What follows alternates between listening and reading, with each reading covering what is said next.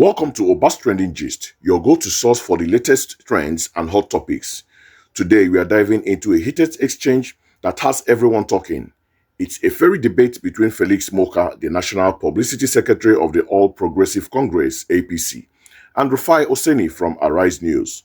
This intense discussion revolves around the conduct of the recent Saturday by-elections. So grab your popcorn and let's get into the gist. So sit back and take a watch. Mr. Morka, I'm coming to you this morning. He has said his own bit, but you, when Ayo asked you the question, that would you say INEC performed creditably well, you skirted around the question, but you were so also quick to raise the fact that the elections in Kano, where you did not do well, were shambolic. And you questioned INEC, but you said you had gone to court as regards that. So is that a consensus that INEC needs to also do better? The fact that a lot of shenanigans happened around the Kano elections, is that a consensus? Can we all just have that consensus? That's a lot more that needs to be improved on. Because you two, despite the fact that you won 12 seats, you have been a beneficiary of that INEC problem with your own political party. That's my question to you. I don't understand what you mean beneficiary of, INEC. Now, elections happen... No, I mean beneficiary in the sense that beneficiary of the undoings of INEC.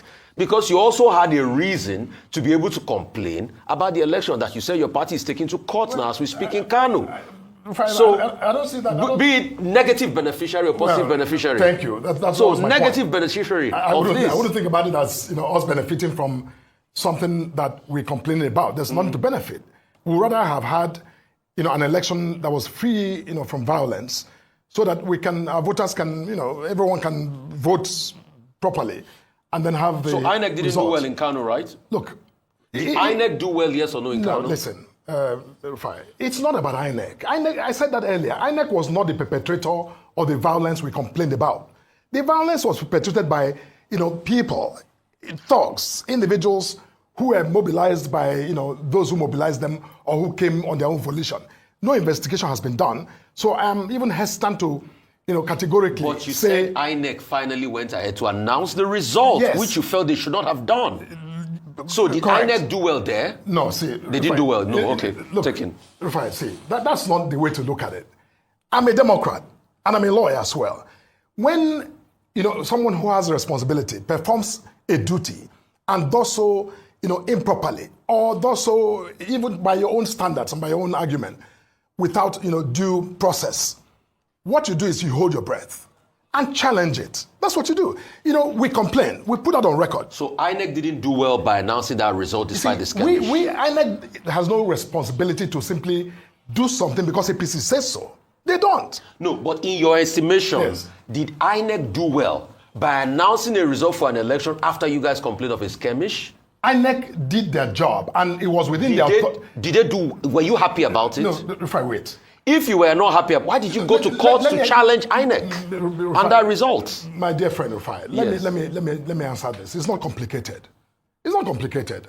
INEC, by law, has the duty to conduct elections, and within that duty, they have the both the discretion and the authority to make declarations as they determine.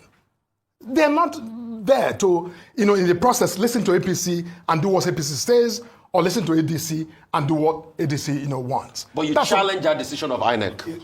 Fine, you're interrupting. We need to wrap up this session. No, you have not let me answer the questions. Please, just give me a moment. We need to wrap this up. INEC is the convening authority for elections, and INEC made their call to declare that result despite our complaint. And my point is that INEC is within its authority to do so. Now, we have, and it's also within our authority now, to challenge the decision of INEC. That is how the law works. You don't, just speak and expect INEC to respond in the middle of an election. Whatever they do, we have put it on record. And when we go to court, that is part of the evidence. Challenging INEC. That is part of the evidence we bring in. We're challenging the outcome of that election. Very good. Now, challenging INEC. Having said that, look, let me not spend all my time on that. The point is that I listened to Mr. Ladan speak about how ADC only contested a few. If ADC contested a few seats, that's the more reason why we expect the performance to be, more significant than the zero that they recorded.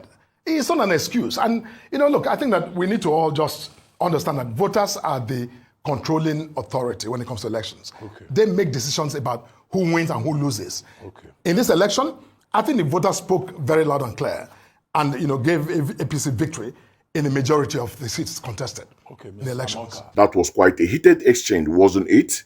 Let us break down what just happened. In this captivating on-air debate, Felix Morka, the APC National Publicity Secretary, found himself in the hot seat as Rufai Oseni of Arise News grilled him about the conduct of the recent by-elections.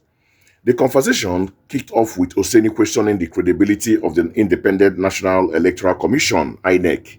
He pointed out that while Morka's party, the APC, had won 12 seats, they were also quick to challenge the election results in Kano, where they didn't perform as well. This, Oseni argued, suggested a double standard. He pressed Morka on whether there was a consensus that INEC needed to improve its process, highlighting the shenanigans that reportedly occurred during the Kano elections. Morka, however, seemed to evade a direct answer, prompting Oseni to call him out for skirting around the questions.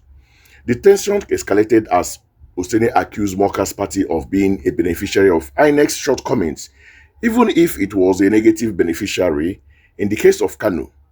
These statements clearly struck a nerve with Morka, who appeared visibly agitated and struggled to provide a satisfactory response. Throughout the debate, Oseni maintained a firm and direct line of questioning, repeatedly asking Morka to clarify his stance on INEC's performance. Despite his efforts to deflect and reframe the issue, Morka was unable to escape the pointed questions, making for a truly compelling and revealing exchange. Now, for my critical take on this matter. This heated debate between Felix Morka and Rufai Oseni is more than just a political squabble. It is a reflection of the deep-seated issues surrounding Nigeria's electoral process. Oseni's persistent questioning on Morka shed light on a critical issue: the selective outrage of political parties. It is a classic case of the pot calling the kettle black. When a party wins, the electoral process is held as free and fair, but when they lose, suddenly the system is flawed and riddled with irregularities. This inconsistency erodes public trust in our democratic institutions. If the very people who are supposed to uphold the sanctity of our elections are the ones casting doubt on it whenever it doesn't favor them, what message does that send to the average citizen? It creates a narrative of convenience where the rules of the game are only valid when you are winning. Morka's defensiveness and reluctancy to give a straight answer are quite telling. It suggests that he is aware of this hypocrisy but is bound by the party's loyalty to defend the indefensible.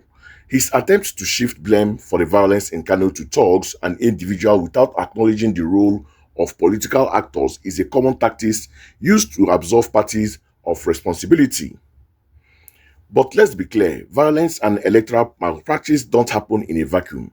They are often fueled by rhetorics and actions of political leaders.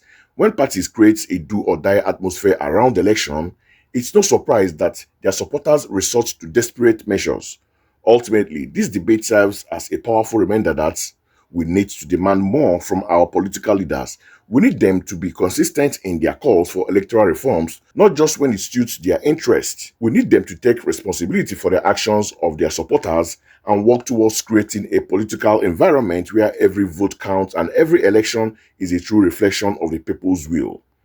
Until then, we will continue to see this kind of heated exchange where politicians dance around the truth and journalists like Rufai Oseni have to fight to hold them accountable. And we, the people, will be left wondering if our democracy is truly serving us. What are your thoughts on this fiery exchange? Do you think Rufai Oseni was too hard on Felix Morka, or was he just doing his job? Let me know in the comments below. Don't forget to like, share, and subscribe to Obas Trending Gist for more trending news and analysis. Thanks for watching, and I will see you in the next video.